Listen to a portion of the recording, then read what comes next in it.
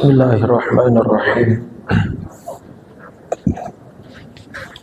Ya Rabbi bil Mustafa balligh maqasidana waghfir lana ma madha ya wasi'al karami.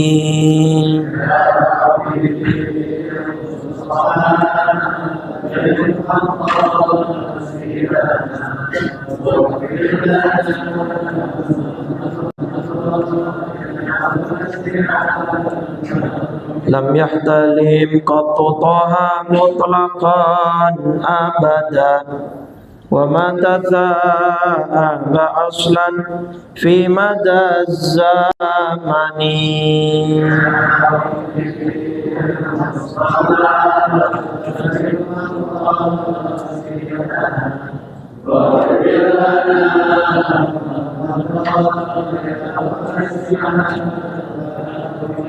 Minhu dawabu falam tahrab wa malam tahrab wa ma waqa'at dhubabatun abadan fi jismihil hasani.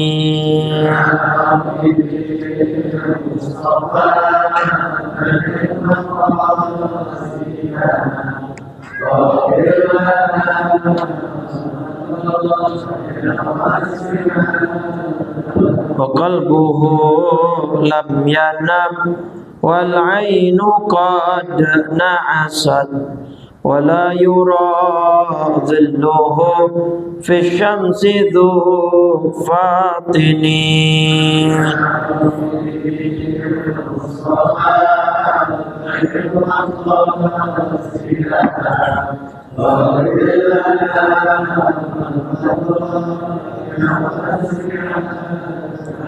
Allahumma salli wa sallim wa barik alaihi wa barik alaihi wa ala alihi.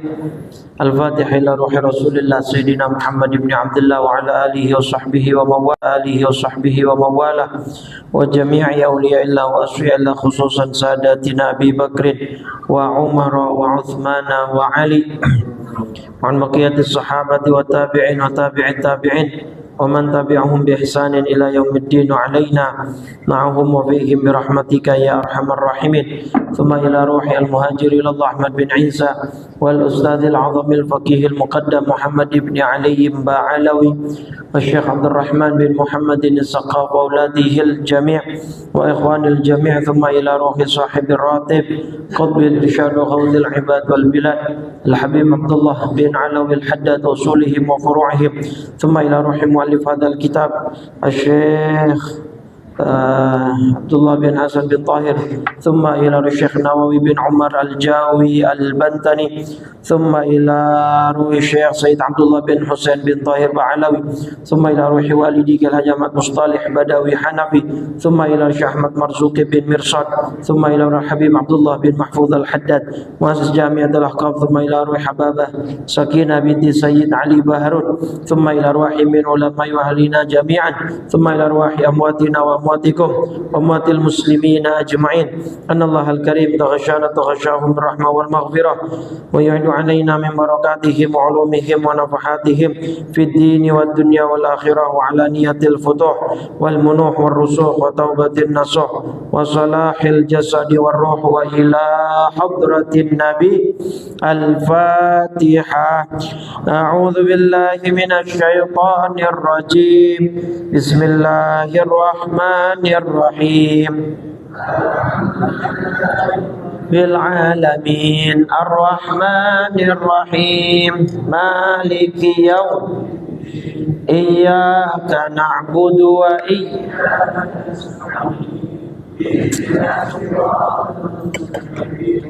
صراط الذين أنعمت عليهم غير المغضوب عليهم ضالين. آمين. بسم الله الرحمن الرحيم. نويت التعلم والتعليم والتذكر والتذكير والنفع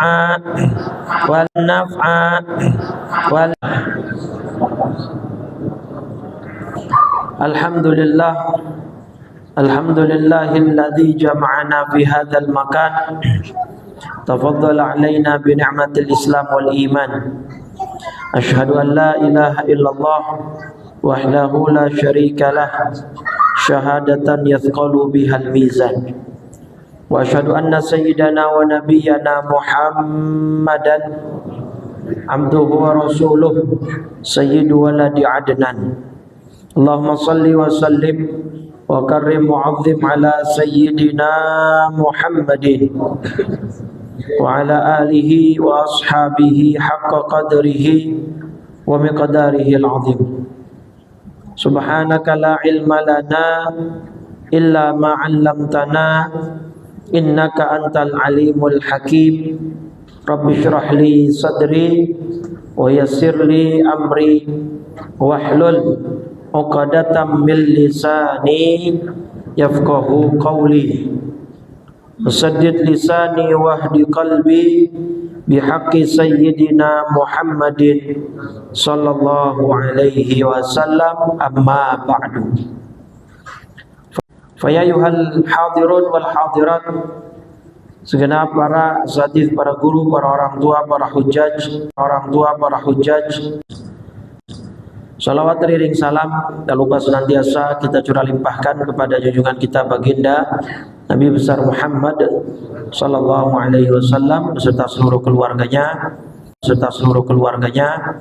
para sahabat dan pengikutnya hingga yaumil qiyamah. Mudah-mudahan kita semua yang hadir kelak mendapat syafaat dari baginda Rasulullah sallallahu alaihi. Kemarin kita sudah selesai membahas makna syahadat yang bagian pertama, yaitu syahadatut tauhid atau syahadatullah, asyhadu an la ilaha illallah. Kesimpulannya, kita wajib meyakini bahwa Allah itu maha sempurna dan tidak memiliki kekurangan. Dan kemarin kita sudah bahas panjang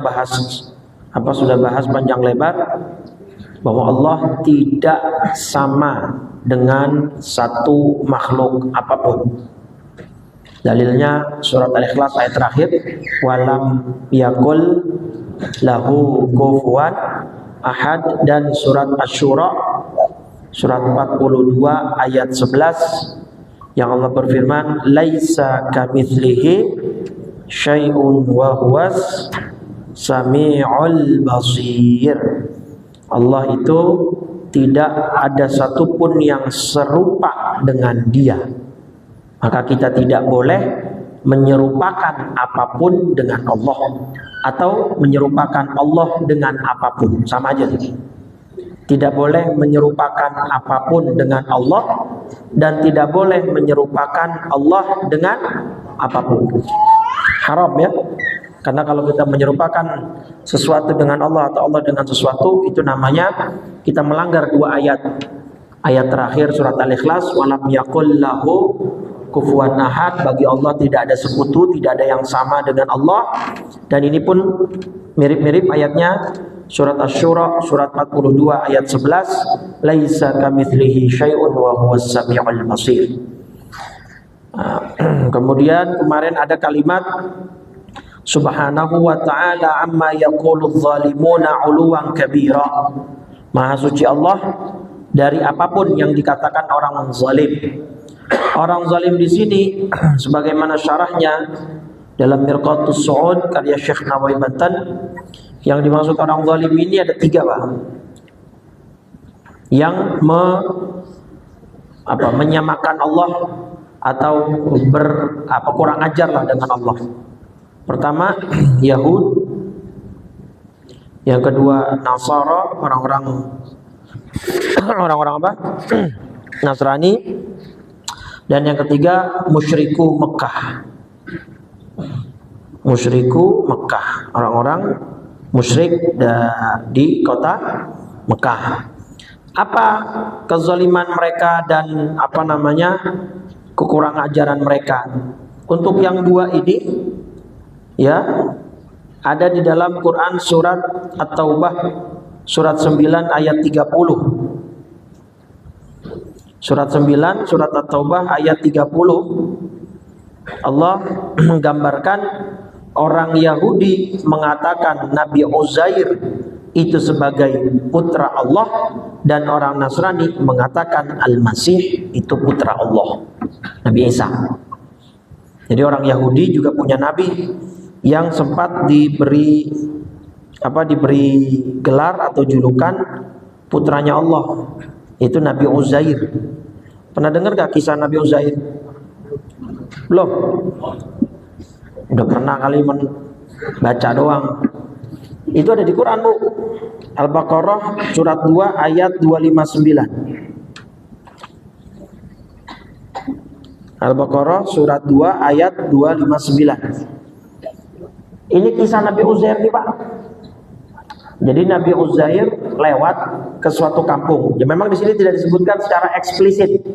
Cuma disebut atau seperti orang yang melewati suatu negeri yang bangunan-bangunannya telah roboh. Jadi Nabi Uzair lagi lewat di satu kampung, ya, yang mana kampungnya itu sudah tinggal neruntuhan. Artinya udah kampung mati udah. Terus Nabi Uzair bergumam, qala anna yuhyi hadhihi Allahu ba'da mautiha. Gimana ya Allah kalau menghidupkan kembali negeri ini setelah hancur gitu. Jadi kayak ragu gitu. Allah bisa nggak ya? Ini negeri kan udah hancur nih, ini kampung udah nggak ada orangnya. Bisa nggak kalau sekiranya Allah hidupin lagi? Nah, iya emang bisa. Itu umamannya Nabi Uzair, maksud saya. Nah terus Nabi Uzair dimatiin sama Allah, Bapak Ibu. Jadi untuk ngebuktiin kuasanya Allah, bukan orang-orang kampung itu yang dihidupin, Nabi Uzairnya dimatiin. Fa'amatahu Allahu mi'ata am. Lalu Allah mematikan orang itu selama 100 tahun. Nah, tanggung-tanggung, Pak. 100 tahun.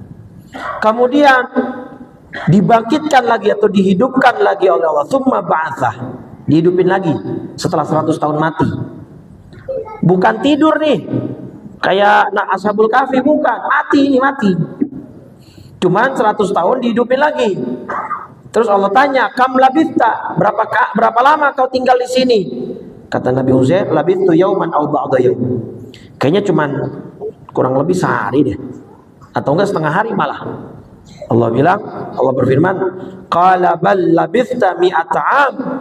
Enak aja, kamu tinggal udah 100 tahun. Fanzur ila ta'amika wa syarabika lam yatasanna. No, lihat, tetapi makanan dan minumanmu itu belum berubah, sedangkan keledaimu itu telah mati menjadi tulang belulang. Jadi makanan yang 100 tahun lalu sebelum Nabi Uzair wafat masih utuh, nggak rusak, nggak basi. Tapi keledainya mati. Tuh. Nah, kemudian wanzur ila himarika. Nah, sekarang ente lihat tuh keledai ente yang udah mati. Jadi depan matanya Nabi Uzair itu keledainya dibungkus lagi tulang belulungnya. Ya, walina ja'alaka ayatan linnasi wanzur ilal 'idham kaifa nunshizuha thumma naksuha lahma. Nah, lihat tulang belulang dari keledai itu.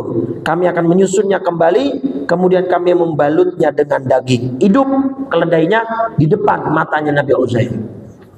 Habis itu Nabi Uzair ngomong dah, falamma tabayyana lahu, ketika telah nyata baginya kekuasaan Allah, Nabi Uzair pun berkata, a'lamu annallaha ala kulli syai'in qadir. Ya udah dah. Saya yakin dah. Saya yakin banget kalau Allah itu maha kuasa. Nah, jadi wajar gak kalau Yahudi mengatakan Uzair ini putranya Allah? Wajar bagi mereka ini terlalu wah, bisa nyembuhin mata yang buta, bisa menghidupkan. Nah, ini terlalu wah nih gitu. Paham gak? Nah, itu kezalimannya orang-orang Yahudi dan Nasrani. Kalau Yahudi mengatakan Nabi Uzair itu sebagai putranya Allah, kalau Nasrani mengatakan Al-Masih huwa ibnullah, Nabi Isa. Nah, kalau masuk musyrik Mekah, apa kezaliman mereka?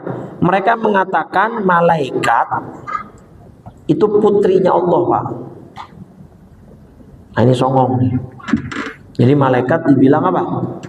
Nah, padahal ayatnya bilang dengan tegas apa? Lam yalid walam yulad. Bahkan Allah itu sempat semacam kayak apa?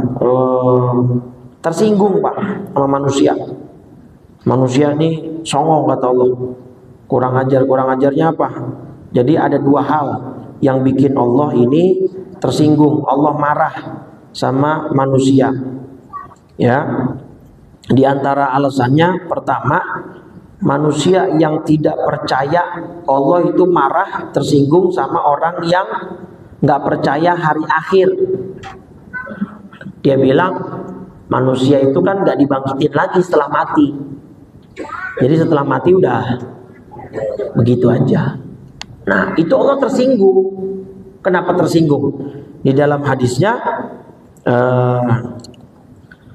faza'ama anni la aqdiru an u'idahu kama kana. Ini hadis Bukhari nomor 4482. Ketika ada orang nggak percaya hari kiamat atau hari kebangkitan, berarti seakan-akan orang ini tidak percaya kalau Allah mampu untuk menghidupkan kembali orang yang telah mati. Kata Allah, jangankan orang menghidupkan orang yang telah mati, yang tadinya nggak ada, Allah adain aja bisa. Paham gak ini? Nih, manusia kan udah hidup di dunia nih, terus habis itu mati. Nah, nanti kalau akidah kita kan setelah mati apa ya? Bangkit kan, dibangkitkan kan? Nah, kalau sekedar membangkitkan, kan manusianya tadi udah ada, Pak. Ini tidak lebih sulit ketimbang Allah menciptakan manusia dari tidak ada. Manusia ini tadinya nggak ada nih. Kita nih tadinya ada nggak? Dari tidak ada, kemudian Allah adakan. Itu aja Allah bisa. Apalagi tebang bangkitin yang tadinya emang udah ada. Nah, paham nggak? Jadi kalau ada orang kagak percaya sama hari akhirat, nggak percaya sama hari kebangkitan, itu menyinggung Allah. Seakan-akan dia meremehkan kuasanya Allah. Paham nggak? Jangankan membangkitkan orang yang tadinya ada, orang tadinya nggak ada diadain aja Allah mampu. Apalagi tebang membangkitkan yang memang sudah ada tadinya. Nyambung ke sini saya ngomong ini. Emang rada-rada bulat. Makanya saya gambarin. Nih kita tadinya kan nggak ada ya, Bu.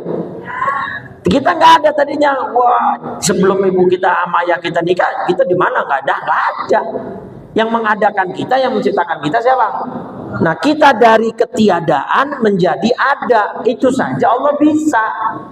Apalagi sekedar membangkitkan yang emang udah ada, jasadnya ada nih di dalam tanah.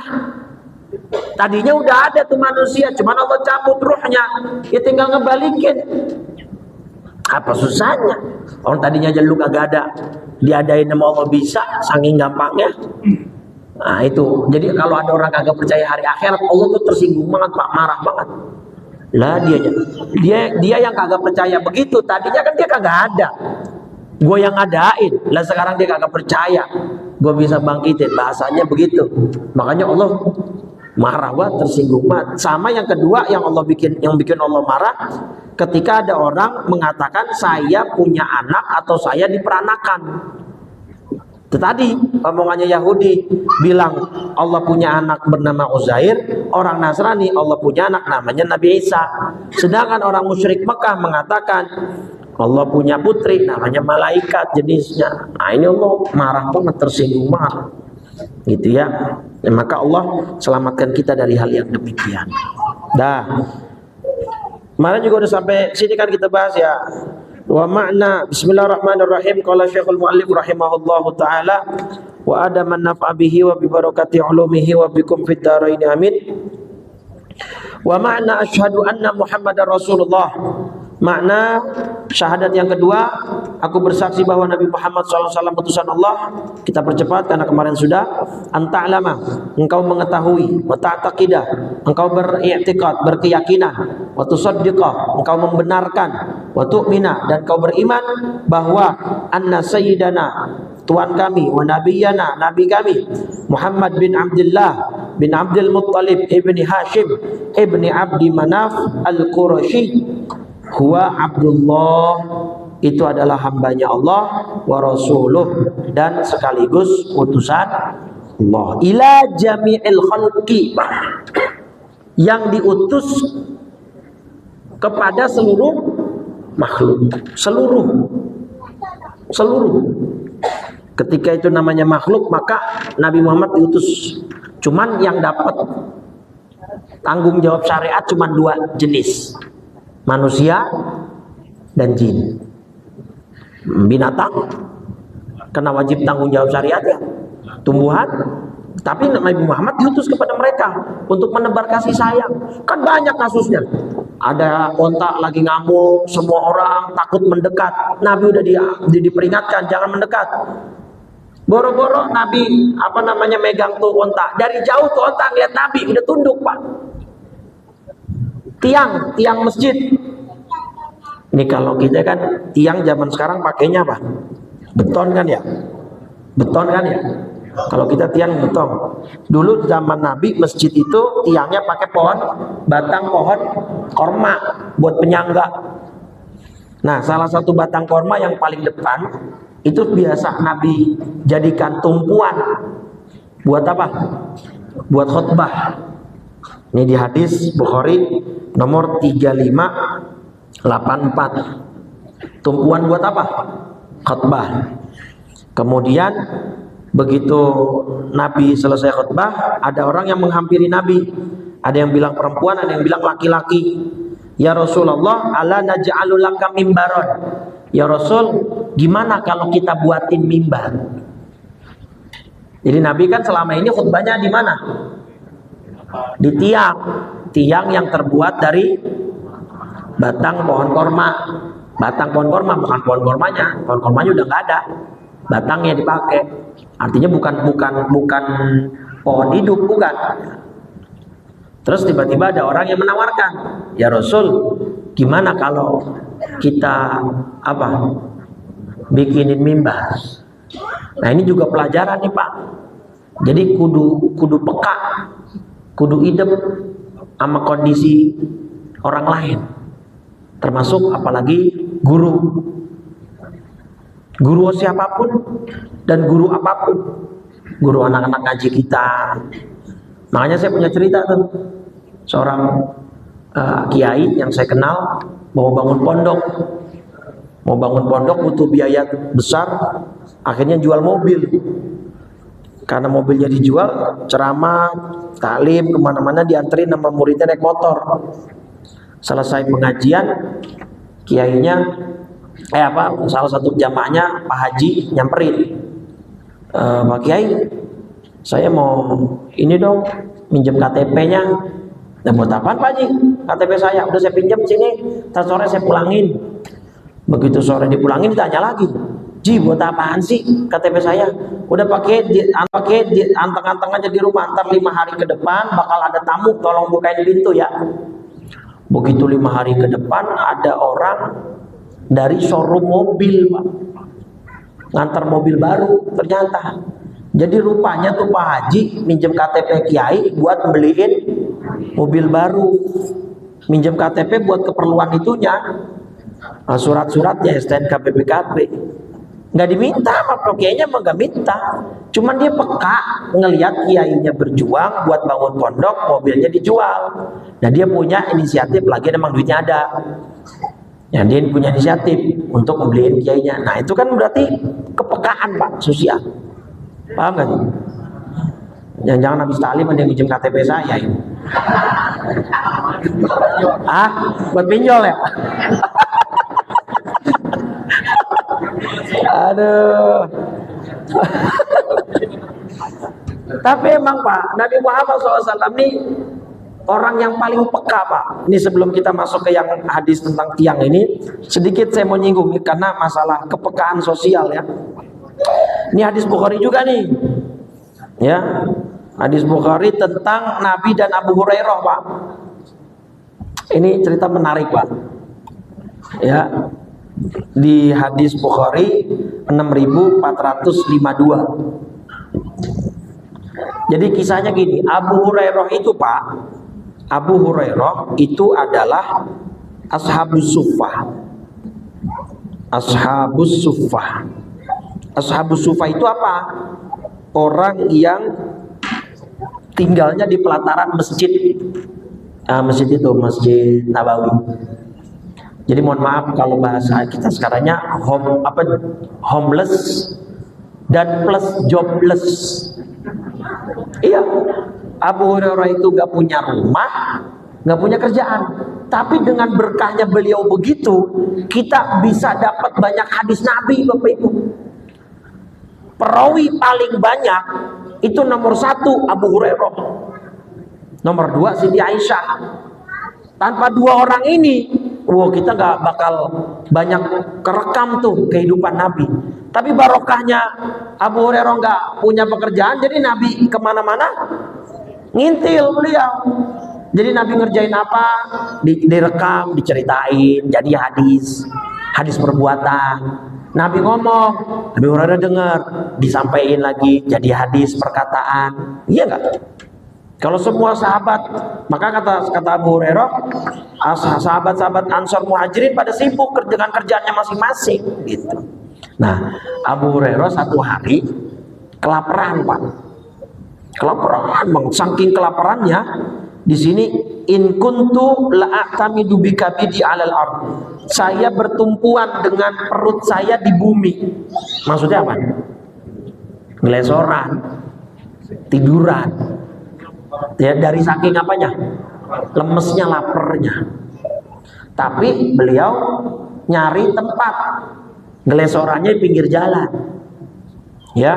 Laqad qa'adtu yauman, saya duduk, saya gelesoran satu hari di jalanan yang biasa dilewatin banyak orang. Niatnya supaya apa? Supaya ada yang ngasih. Karena lagi kelaparan betul Pak. Marro Abu Bakar. Abu Bakar lewat. Dari kejauhan Abu Hurairah udah lihat. Wah ada Abu Bakar. Girang hati. Wah kayaknya gue bakal dikasih nih. Kemudian Abu Hurairah fasa'altuhu an ayatin min kitabillah. Abu Hurairah pura-pura nanya ke Abu Bakar, nanya tentang ayat, tentang hadis gitu lah. Tapi nanyanya cuman pura-pura, kalau bahasa anak muda speak-speak. Paham nggak? Nanya-nanya doang, basa-basi dah. Karena kan kalau orang kelaparan kan mukanya mungkin kelihatan pucat gitu, lemes. Jadi barangkali kalau saya ajak ngobrol Abu Bakar peka nih, bakal ngasih. Tiba-tiba marro walam yaf'al. Liwat aja Abu Bakar. Kagak ngasih apa-apa, kagak komentar apa-apa. Yang kedua marrobi Umar. Lewat lagi yang kedua Sayyidina Umar Pak. Kata Abu Hurairah, kali ini Umar kali ini bakal ngasih nih. Gitu. Sama nih, saya nanya tentang ayat, tentang hadis, tentang ilmu. Masa'altuhu illa liyushbi'ani. Saya nanya nggak ada tujuan, kecuali cuma satu, supaya saya dikenyangin. Gitu. Artinya supaya Umar ngasih apa? Makanan apa uang gitulah. Kagak juga. Padahal Abu Bakar sama Umar udah diajak apa? Ngobrol. Kagak peka juga, Pak. Nah kan orang belum makan lama, lemes kan mukanya mungkin kelihatan pucat pasi apa lemes gitu ya. Nah Abu Hurairah pengen minta langsung tapi malu. Tuh Pak, makanya kudu punya ilmu peka. Kalau kata orang Betawi mah idep. Kudu idep apa? Karena memang di harta kita ada hak orang miskin yang meminta nih. Di harta kita Pak, itu ada hak orang miskin yang minta dan orang miskin yang tidak meminta. Nah Abu Hurairah contoh orang miskin yang gak mau minta, malu. Kan masih banyak orang miskin yang gak punya pekerjaan tapi gak punya keberanian juga atau malu untuk langsung meminta. Paling bener itu tadi pura-pura ngajak ngobrol, ya kan, giring-giring kali gitu, ngerti idep apa batuk-batuk, ide apa dahem-dahem, asem banget mulut ini. Nah kalau udah sampai ngomong begitu, nah beliin kayak apa kopi apa kue gitu kan. Jadi ada Pak hak orang yang miskin yang gak minta. Nah yang ketiga, Abu Bakar liwat gak ngasih apa-apa, Umar liwat gak ngasih apa-apa. Marrabi Abul Qasim sallallahu alaihi wasallam. Yang ketiga liwat ya Nabi kita Muhammad sallallahu. Nabi belum ditegur sama Abu Hurairah, boro-boro ditanya kali ngobrol, ditegur juga belum. Fatabassama hina ra'ani. Nabi tiba-tiba langsung senyum ketika melihat Abu Hurairah. Wa arafa ma fi nafsi wa ma fi wajhi. Nabi langsung faham apa yang terjadi pada diriku dan apa yang terjadi pada wajahku. Terus apa Nabi bilang? Ya Abahir al-hik. Ya Abahir sini, ikut saya. Ya, suruh ngikut kemana? Ngikut ke rumah Pak. Di rumah ada Laban. Qadahin minal laban, satu mangkok kecil susu. Ya, Nabi nanya sama isi rumah, sama orang rumah, ini dari siapa ini? Tadi ada yang ngasih, gitu ya. Ahdahu laka fulan, ada yang ngasih si fulan. Biasa dah, ya kan? Ada yang ngasih ke Nabi, ya guru juga gitu kan, kadang ada yang ngasih, ada yang nganterin. Nah, cuman semangkok kecil tapi Pak, nggak banyak-banyak. Abu Hurairah dari luar rumah udah girang, dengar Nabi. Wah, ada susu nih, kayak gitu. Nabi keluar Pak. Ilhaq ila ahli sufah fad'uhum li. Abu Hurairah, panggilin teman-teman kamu yang ada di masjid ya, yang sesama ashabus sufah. Tahu nggak Pak, ashabus sufah ada berapa orang? Ada 70-an. Lah dalam hati Abu Hurairah, lah gua yang lapar, suruh manggil orang banyak, takutnya kan kagak kebagian. Ya pahit dan dia teman kan, karena Nabi yang nyuruh mana berani bantah Abu Hurairah. Lah susu juga susunya Nabi, dia juga bakal dibagi, emang punya dia. Mau nggak mau dah panggilin teman-temannya. No, dipanggil Nabi ke rumah, mau ngapain? Suruh minum susu. Ya, susu gratis. Kan makanan sehat gratis sudah mulai belum? Susunya dulu dah. Nah, ternyata apa? Tapi subhanallah, ini semua qadrawiyal qaumu kulluhum, sekitar 70-an orang minum semua sampai kenyang. Nggak ada satupun yang tersisa. Terus begitu selesai, ya Abahir, Abu Hurairah, labbaik ya Rasulullah, ya disambut sama apaan ya Rasul? Baqitu ana wa anta. Ini sisa saya dan kamu yang belum minum. Ya udah, isyrab awalan, iqad washrab. Abu Hurairah disuruh minum duluan. Tuh Pak, the true leader, pemimpin tuh yang bagus begitu, ngeduluin rakyatnya, ngeduluin umatnya. Nabi Muhammad paling terakhir, Pak. Tuh. Israf, udah diminum, kata Nabi, kata Hurairah, udah ya Rasul, minum lagi. Udah ya Rasul, minum lagi sampai ma'ajidulahu maslakan. Di perut saya udah gak ada tempat. Artinya Abu Hurairah minum sampai apa? Begitu selesai, fa'arini, sini kasih ke saya mangkoknya, fa'ataituhul qadha, saya kasih ke Nabi mangkoknya, fahaminallah, Nabi memuji Allah, wasamma, Nabi mengucap bismillah, wasyaribal fadlah, Nabi meminum sisanya. Baru selesai ketika Nabi, baru itu mangkok habis susunya, Pak. Tapi itu mangkok kecil yang paling kalau ukuran orang biasa paling banter, paling maksimal 3 orang. Tapi yang minum 70 lebih orang. Bayangin. Nah ini kita belajar. Nabi Muhammad belum ditegur sama Abu Hurairah tadi tuh poinnya. Belum ditegur sama Abu Hurairah, belum diajak ngobrol. Tapi Nabi udah apa? Udah peka, udah ngerti. Nah sama tadi tuh, balik lagi ke kisah kita tentang tiang. Nah Nabi Muhammad kok khutbah pakai apa tadi? Pakai senderan ke tiang, kayaknya nggak bagus dipandang, nggak elok nih, nggak proper. Ana ja'alullah mimbaran ya Rasulullah. Kita buatin mimbar aja ya Rasul. Nabi nggak nolak, cuman bilang insyi'tum, ya udah terserah kalian. Faja'alulahu mimbaran. Nabi dibuatkan mimbar. Pada satu Jumat pertama ketika mimbar udah jadi, dipakai pertama kali Nabi, sohatin nakhlatu siyahas sobi. Itu tiang yang dari batang pohon korma yang biasa Nabi jadikan tumpuan untuk berkhutbah, nangis seperti tangisan anak bayi yang merindukan ASI ibunya. Dari saking nggak rela ditinggal Nabi Muhammad SAW. Jadi Pak Bu, tiang dari batang pohon korma segitu cintanya sama Rasulullah SAW. Tahu nggak apa yang Nabi lakukan? Summa nazalan Nabi turun dari mimbar yang baru, fadhammahu ilaih, tiangnya dipeluk sama Nabi. Itu tadi poin kalimat kita. Nabi itu diutus ila jami'il khalqi, kepada seluruh sampai tiang nangis karena nggak dipakai lagi pada Nabi Muhammad SAW. Beliau pengen dirinya menjadi yang ditumpuk oleh Nabi selamanya kalau bisa. Tapi sahabat nggak rela, nggak kesian lihat Nabi begitu, maka dibuatkan mimbar. Begitu itu tiang udah dipeluk, barulah yusakkan, itu tangisan baiknya lama-lama berkurang sampai akhirnya berhenti.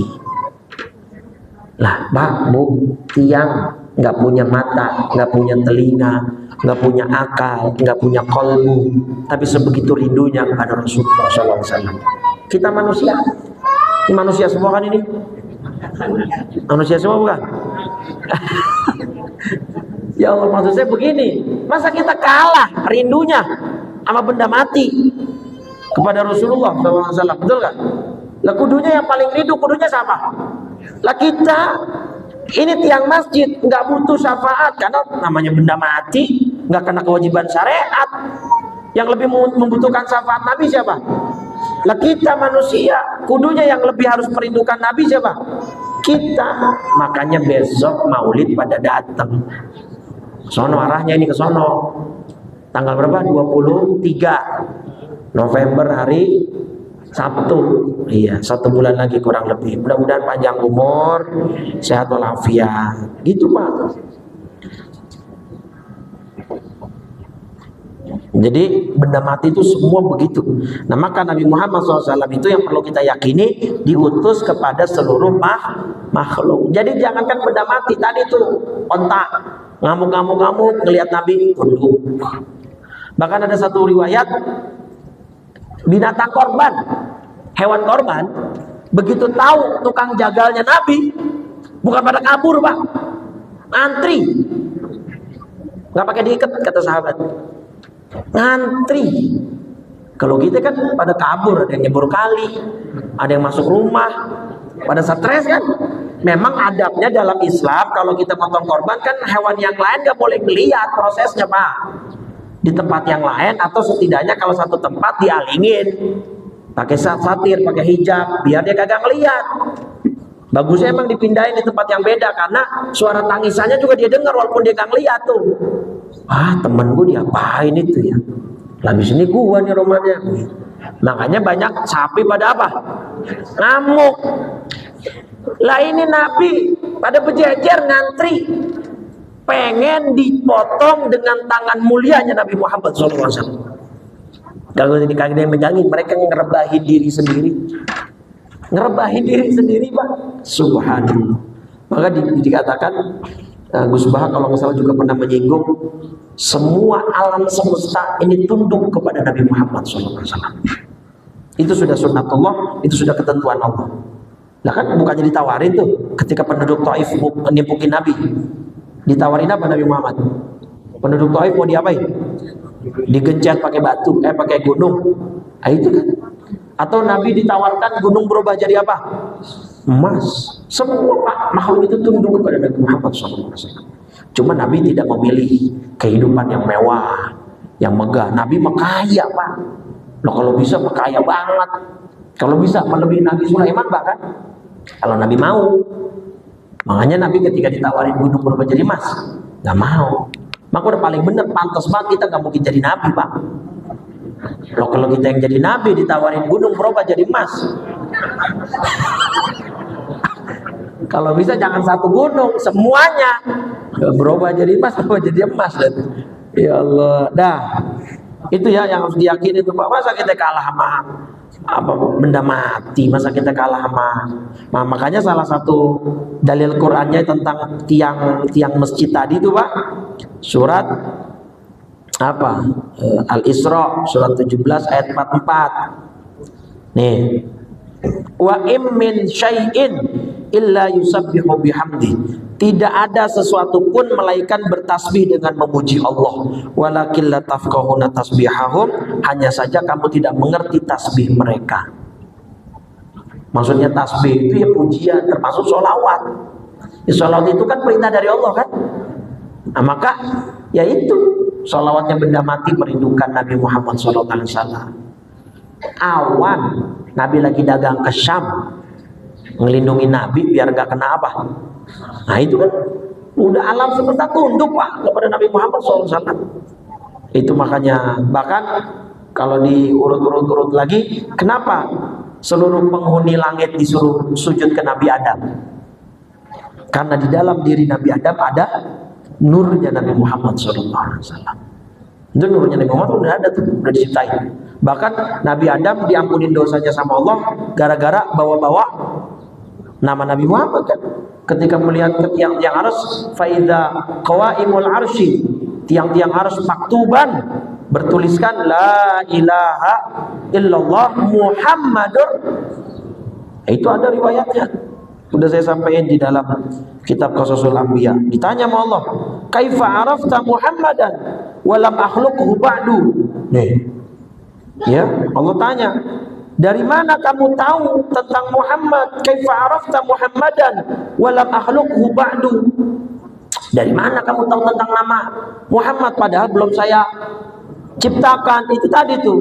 Saya lihat di tiang-tiang arsy, qawaimul arsy maktuban la ilaha illallah Muhammadur Rasulullah. Ketika saya lihat tiang arsy bertuliskan ini, gak mungkin ada satu nama yang bersandingan dengan nama engkau, kecuali itu pasti ahabbul khalqi ilaika, pasti itu menjadi makhluk yang paling engkau cintai. Kata Allah apa? Shadaqta ya Adam, engkau benar ya Adam. Innahu la ahabbul khalqi ilayya, sesungguhnya dia Muhammad SAW adalah makhluk yang paling aku cintai. Nah, wa idz sa'altani bihaqqihi, karena engkau meminta ampunan kepadaku dengan membawa namanya, faqad ghafartu laka, telah kuampuni dosa-dosa kamu. Berarti Nabi Adam diampuni gara-gara siapa? Nabi kita Muhammad SAW. Maka masa kita umatnya juga nggak dapat, Pak, kecipratan berkahnya Nabi? Kan kagak mungkin ya. Paham gak maksud saya? Kalau Nabi Adam aja kedapetan berkahnya Nabi Muhammad SAW, masa kita yang umatnya, yang dirindu-rindukan olehnya, yang dibangga-banggakan olehnya, kita nggak kebagian berkah? Makanya jemput keberkahan itu, banyakin sholawat. Banyakin hidupin sunnah Nabi Muhammad SAW. Kalau memang aku cinta, ntar besok di akhirat kita bareng Nabi. Insya Pak, gini Bu, saya punya satu perumpamaan deh, coba pikir. Kita ketika umroh atau haji, waktu tawaf, mau nyium hajar aswad aja susahnya minta ampun. Padahal itu baru sekian persen penduduk bumi kan yang ada di tawaf itu, udah nggak bisa kan. Ada acara Habib Umar di Monas, emang orang bisa dengan gampang cium tangan sama Habib Umar? Kagak, baru berapa persennya orang Indonesia. Besok di padang mahsyar di hari kiamat, seluruh makhluk berebut pengen cium tangan sama Nabi Muhammad SAW. Yakin kita bisa? Paham gak maksud saya? Dengan beratus-ratus miliar orang itu, kita kira-kira di barisan yang keberapa? Paham gak maksud saya ini? Kita pengen deket teman Nabi. Nah makanya salah satu Nabi bilang, aqrabukum ilayya majlisan yaumal qiyamah aktsarukum sholatan alaihi, atau kama qala Rasulullah SAW. Orang yang paling dekat kepadaku besok di hari kiamat salah satunya orang yang paling banyak sholawat. Itu maka banyak itu sholawat. Udah jelas itu.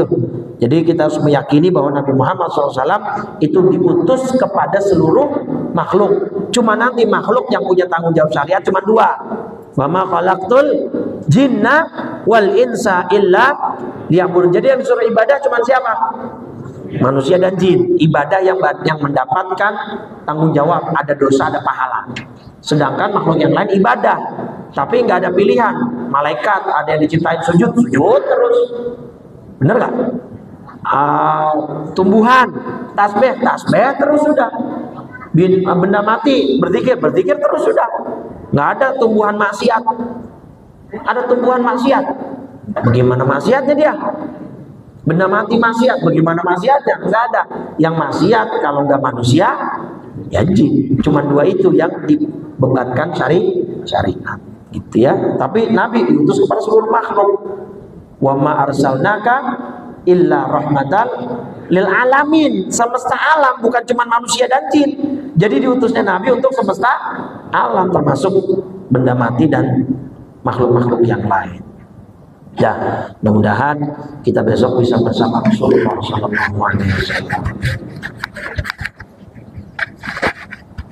Bismillahirrahmanirrahim. Assalamu alayka ya Rasulullah. Assalamu alayka ya Aba Fatimah. Assalamu alayka ya Jaddal Hasan. Assalamu alayka ya Jaddal Husain. Assalamu alayka ya Jadda Zainab. Assalamu alayki ya Sayyidah Fatimah binta Rasulillah. Assalamu alayki ya Ummal Hasan. Assalamu alayki ya Ummal Husain. Assalamu alayki ya Umma Zainab. Assalamu alayki ya Ummal Mu'minin. Ya Sayyidah Khadijah binta Khuwailid. Assalamu alayki ya Umma Fatimah. Assalamu alayki ya Umma Rasulillah. Ya Sayyidah Aminah binta Wahbin. Assalamu alayka ya Amiral Mu'minin. Ya Ali ya Bna Abi Talib. Assalamu alayka ya Abal Hasan. Assalamu alayka ya Abal Husain. Assalamu alayka ya Aba Zainab. Assalamu alaikum ya ummata Muhammad fi masyariqil ardi wa magharibiha al-ahya'i minkum wal amwat wa rahmatullahi wa barakatuh. afdalu ma qultuhu ana wan nabiyuna min qabli la ilaha la ilaha la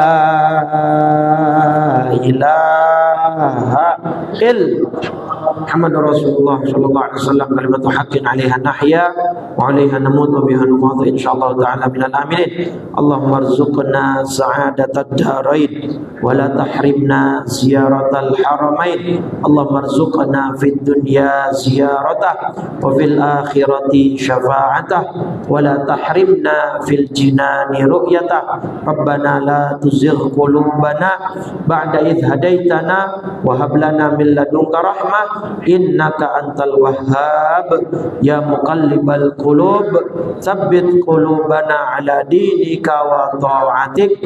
Rabbana atina fid dunya hasanah fil akhirati hasanah wa qina adzabannar. Sallallahu ala sayyidina Muhammadin wa ala alihi wa sahbihi wa sallam walhamdulillahi rabbil subhanakallahumma wa bihamdika asyhadu an la ilaha illa anta astaghfiruka wa atubu ilaika. Wa'fu minkum, kurang lebih saya mohon maaf. Assalamualaikum warahmatullahi wabarakatuh.